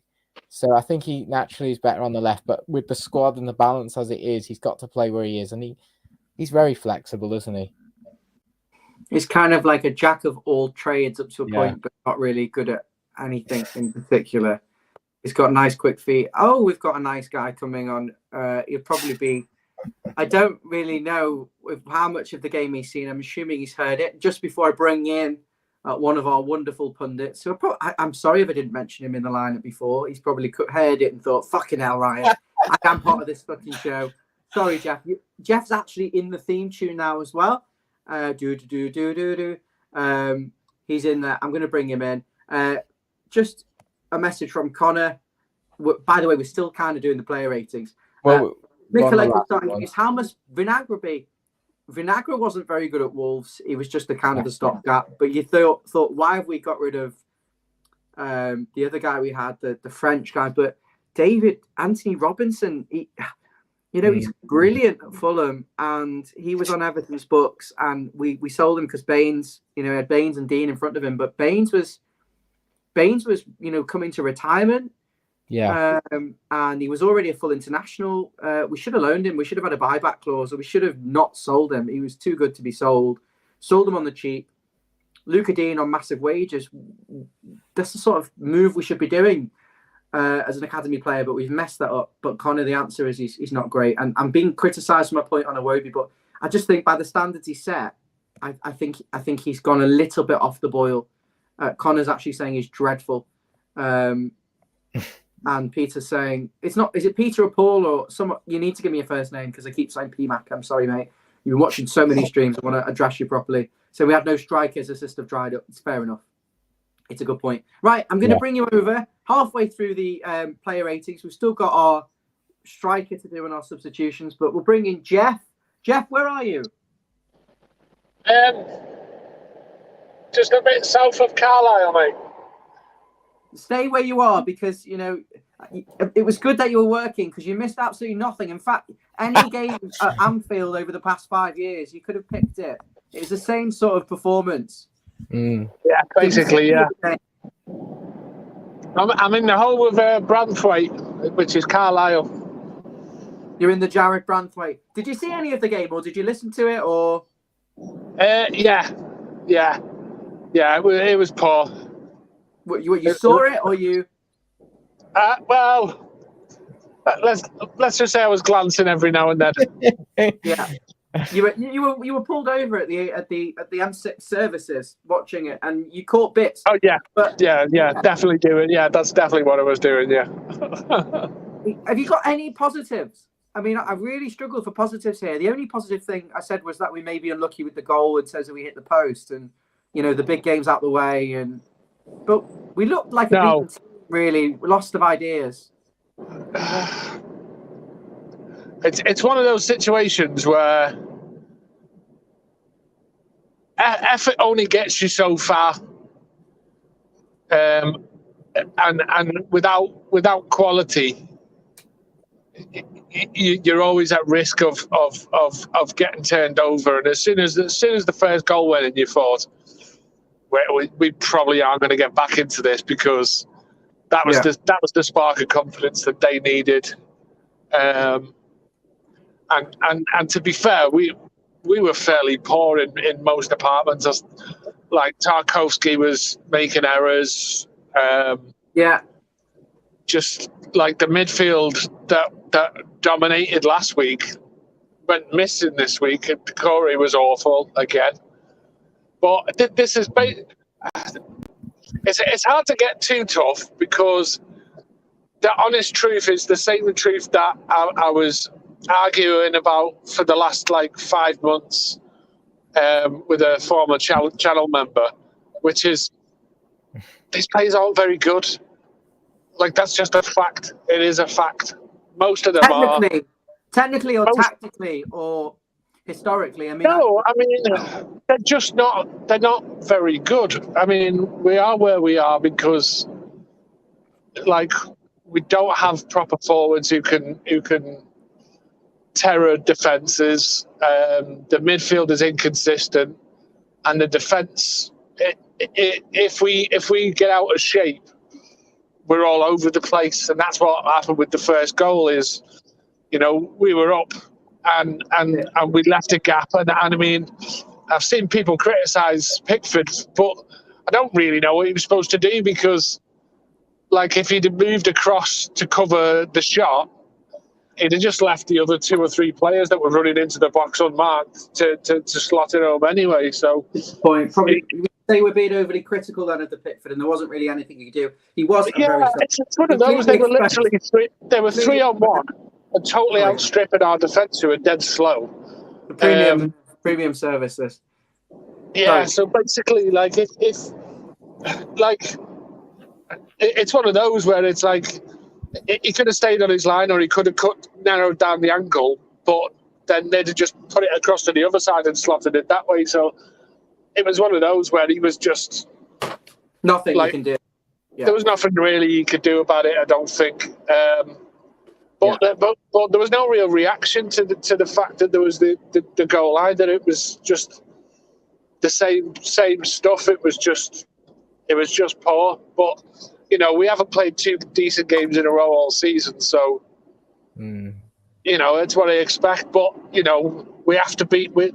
The next game, if we win that, then that would be 6 points from 9 on the dice, and that would be an improvement. That would be all right, and then get us out of the bottom 3. But it's going to be a battle all the way to the end of the season, and it's going to be close. It is going to be close.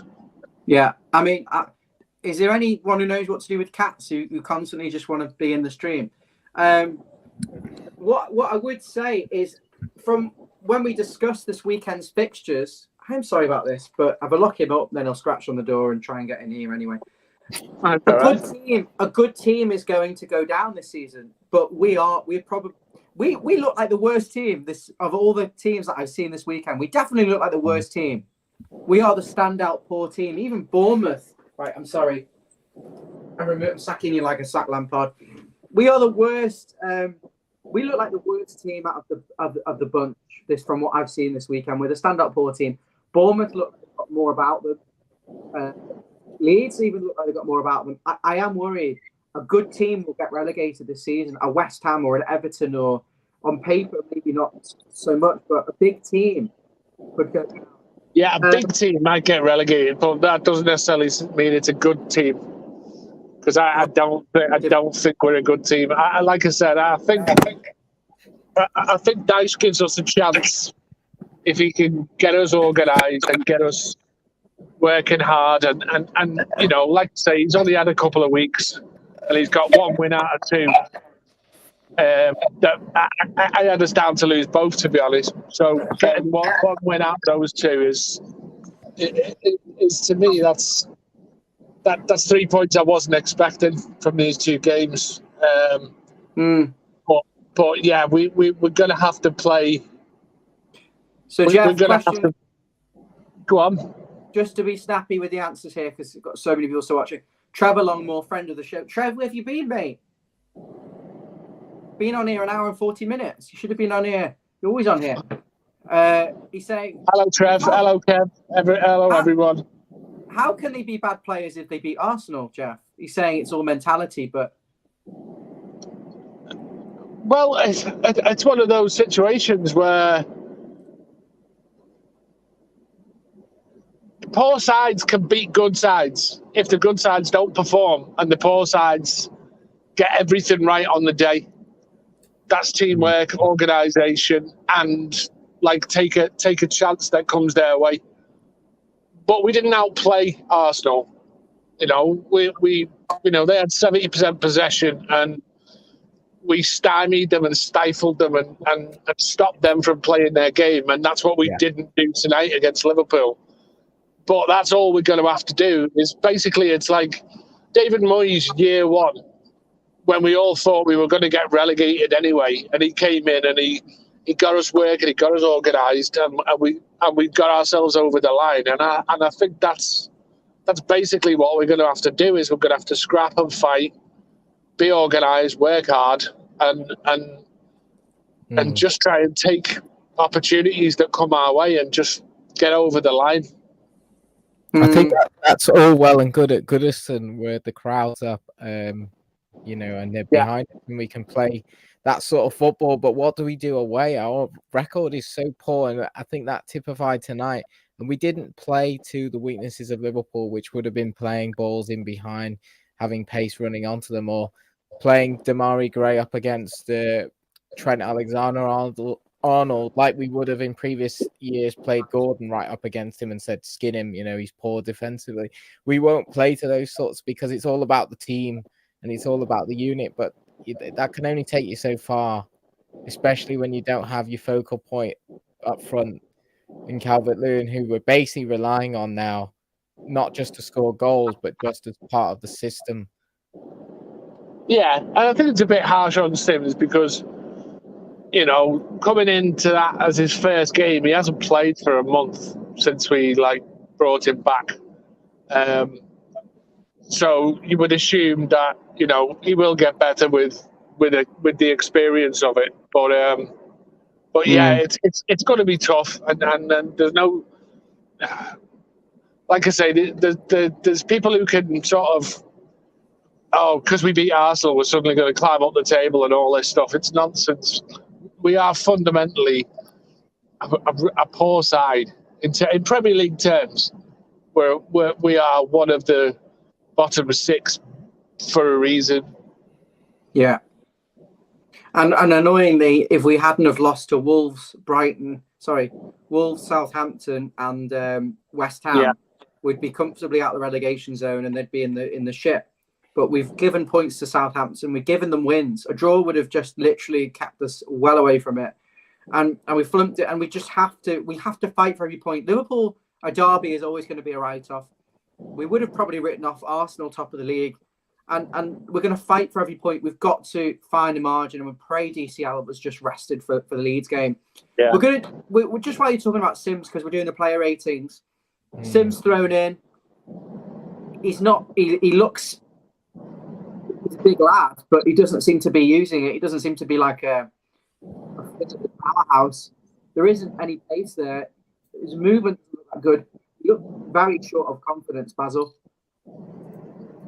Yeah, but we've touched on it a few times that he's so isolated, and he's only a kid, really. I mean, I know he's 22, so he's not like an 18-year-old, but he doesn't have a huge amount of Premier League experience playing the lone striker role.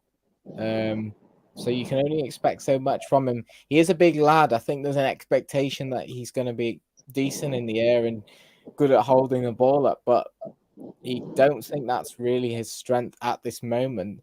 Maybe that's something they can coach into him a bit more, but you've got to get men around him. There's a tweet here. I find it hard to disagree with it. Everton produced one of the worst Merseyside derby displays in living memory. It was second to every ball. It was minimal effort, error strewn. Zero attacking threat, out-battled in midfield, poor goalkeeping, dire. The reality is it could be the last derby for a while. Sack the board, they're at fault. Jeff, on that note? Yeah, it's hard to argue with any of that. Unfortunately, I'd like to be able to argue with it, but you know, like I say, the truth is that for us to get out of the mess that we're in, we're going to have to get every single point that is available, like every scrappy win, every scrappy point, and yeah, we're just going to have to scrap it and take chances, get corners, get free kicks, all that kind of stuff. But the realistic truth is that we didn't bring anyone in January. We lost a player in January. That's on the board. Yeah, shouldn't have sold him. Yeah, there's no argument about that. It's a disgrace, and basically, you know, they were probably going to raise their head above the parapets because we beat Arsenal, but that was the definition of new manager bounce, wasn't it? Really. You know, it was he put a system in place and got a result, and I think Arsenal were. I think because of all the drama coming up here. Anyway, Jeff's gone. There's a bit of a break there, but he says we got the new manager bounce against Arsenal, which we did. But in some respects, it's not the ideal time to have actually had the new manager bounce with having your second game as a roadblock in the derby, which always takes form out of the window. And then your third game is probably up against a new manager of Leeds. So it remains to be seen how much will last. I mean, Lampard barely had any effect from memory. It was quite poor for about 2 months before we started picking up any wins. But you know, we're moving into Leeds. It's a home game, so you've got to be a lot more promising than what you've seen tonight. They can't do that in front of the home. Got to have more outrage. Got to have a lot more fight. Guys, I think we're close to wrapping it up. Yeah. Just going to very quickly summarise the substitutions. Tom Davies missed a glorious chance to score. Should have done better. And also coming off the bench, Neil Maupay does nothing. Hasn't scored in 28 games for us. He scored one goal in 28 games for Everton and Brighton. I think that's 12 months. He did win the 3 points for us, but did anyone else come on? Tom Davies, Demarai Gray. He looked bright, but he didn't touch the ball for 10 minutes. He was a bit isolated. So we've got to move on to Leeds. We'll be back here for a match preview in due course. I think Onana, Trevor, was protected just for the weekend. Same with McNeil. I think Onana and McNeil are big players for us, certainly in this system, if you can call it a system. David, thanks so much for joining. Everyone in the comments, thank you absolutely from the bottom of my heart for coming on, sharing Neil. We could call it a hijack. You're welcome, Peter. A pit of misery. If you're new here, subscribe, like the channel, and share it with your mates. Let's try and hit 2,000 subscribers and keep going from strength to strength. The team, unfortunately, is the complete opposite, going from weakness to weakness.